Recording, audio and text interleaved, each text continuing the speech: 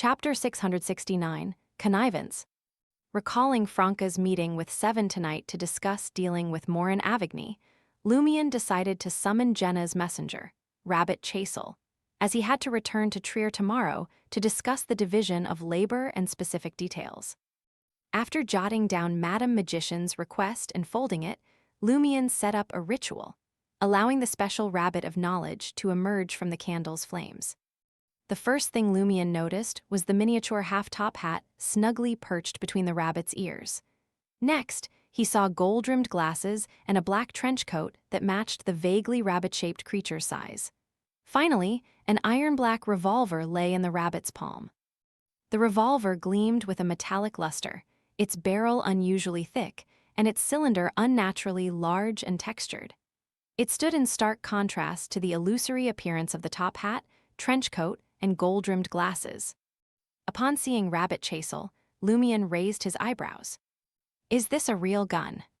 Hidden behind the gold-rimmed glasses, Rabbit Chasel's eyes sharpened. Yes. Did Jenna customize it for you? Lumion inquired. Rabbit Chasel replied succinctly, it's payment. Quite a cold demeanor, Miss Celia Bello. Have you considered the consequences of what you've done? You haven't. Because I don't know the consequences either unless I consult Madame Magician, Lumion criticized inwardly before handing the folded letter to Rabbit Chasel. Seeing the human-like, rabbit-shaped creature preparing to turn and walk into the candle flame, Lumion, the prankster king of Cordu, asked with interest, Can you shoot? Rabbit Chasel fell silent for a moment, as if embarrassed. Not yet. Oh, you're not as cold as J.M. and Sparrow anymore, Lumion chuckled and said, Jenna and I are friends. I'll help her pay the postage fee this time. Do you want to learn shooting? It involves knowledge and guidance. Rabbit Chasel, taller than an ordinary rabbit, replied without hesitation, Sure thing.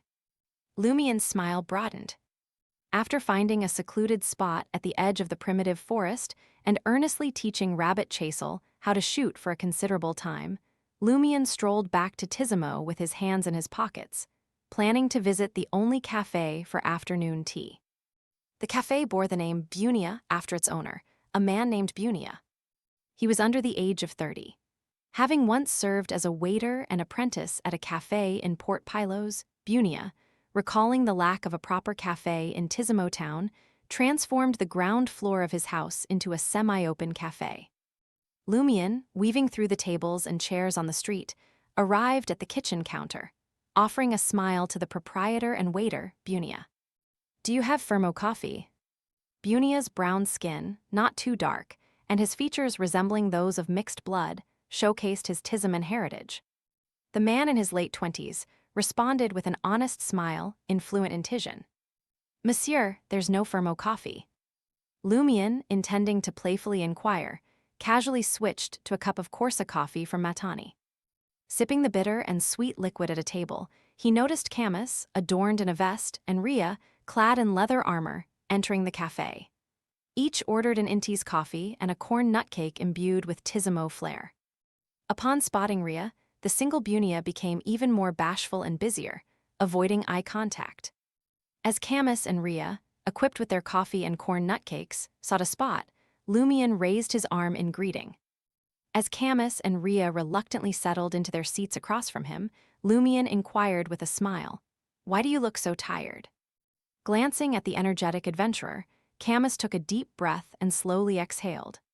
We just finished work, we can finally rest. Yesterday, he had monitored the Brieux Motel late into the night. All I want now is a good night's sleep. After exploring the dream together last night, Ria wasn't as reticent as before when facing Lumion. Then why are you still drinking coffee? Lumion replied with amusement. It was evident that Ria and Camus lacked the energy of a sleepless. I want to endure until dinner before sleeping, Camus said with a sigh. Ria shook her head.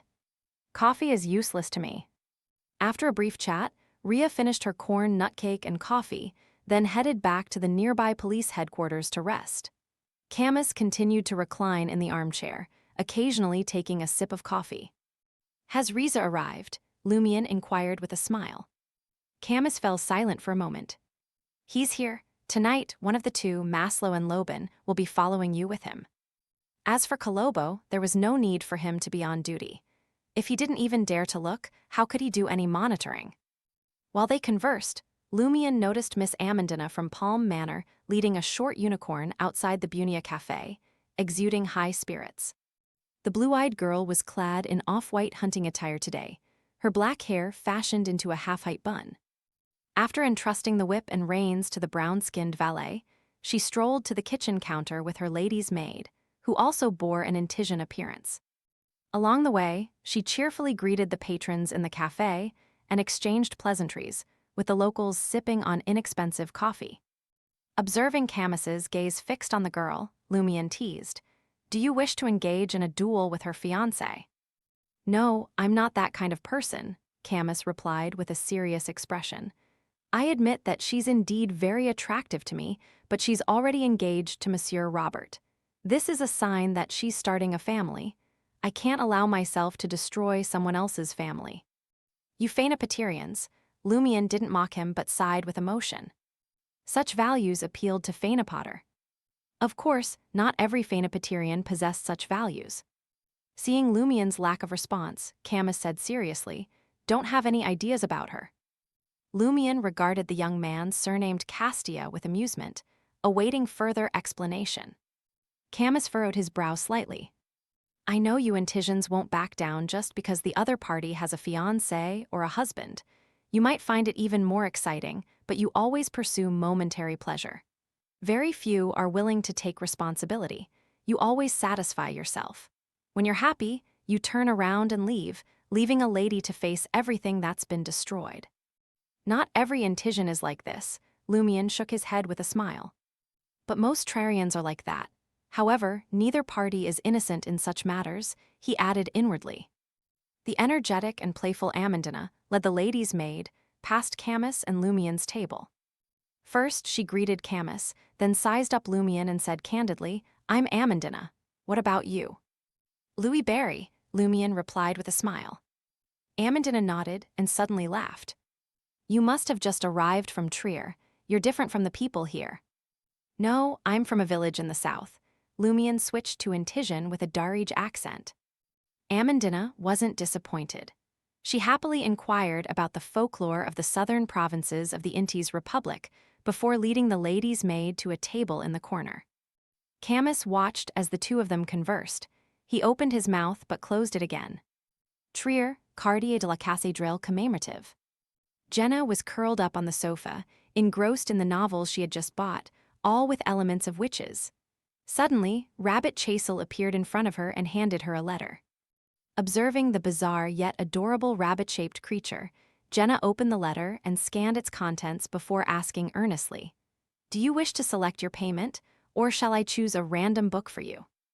"Lumion Lee has already settled the payment on your behalf," Rabbit Chasel said in a deep yet sincere voice. Which Jenna suddenly felt a sense of foreboding. "What has he paid?" "He imparted shooting-related knowledge to me and guided me through the initial stage of my practice." Rabbit Chasel raised the special revolver in his hand, briefly aimed it at the door behind Jenna, and then swiftly lowered it. Monsieur Lumion Lay, have you considered the consequences of what you've done?" Jenna chided, feeling a mix of irritation and amusement. However, the deed was done, and she was powerless to reverse it. As these thoughts raced through her mind, Jenna's lips curved into a sweet smile. "The next payment will be for a genuine underarm holster, and after that, custom-made bullets with special effects. How does that sound?" Behind his glasses, Rabbit Chasel's eyes sparkled. "All right." In Tizimo Town, night had already fallen, and darkness shrouded the area. Lumion stood in Hisoka's house, glancing at the stern vice. Captain of the Port Pylos patrol team, Riza, and the local patrol team leader, Maslow, whose face was adorned with white paint. As though instructing Lugano, he said, "Watch out for any accidents." This time, he spoke in Deutonese. All right. It wasn't the first time Maslow had accompanied Louis Barry, the great adventurer, and he was already accustomed to his style. Dressed in a sleek formal suit, Riza remained silent, signaling that there was no issue. Lumion retrieved the brown mystery, prying glasses from his traveler's bag. Tonight, His first task was to use this magical item to observe Hisoka's house from various angles, hoping to unveil the source of its abnormality. After confirming his condition and preparations, Lumion placed the brown gold-rimmed glasses on the bridge of his nose. A familiar wave of dizziness washed over Lumion, as if his surroundings had been disrupted and reassembled.